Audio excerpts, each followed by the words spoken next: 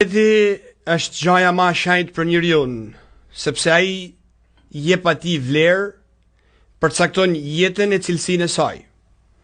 Ato që jetojnë e mbrojnë identitetin janë njerëz që i kujton historia, ndërsa pothuajset janë faqa e errët e saj.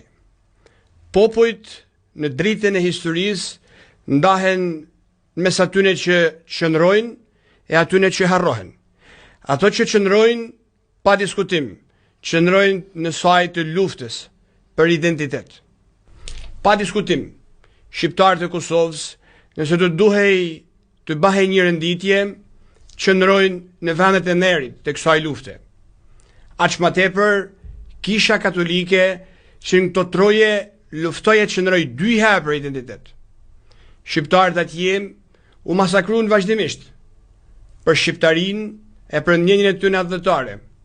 Katolikët atje gjatë gjithë shekujve u martirizuan. U martirizuan për besimin e tyre të patunën edhe për lidhjen e tyre me papën, çka formsoi edhe identitetin e një kishe lokale, jo të madhe ndoshta numra, por të fortë e cilësore në fe.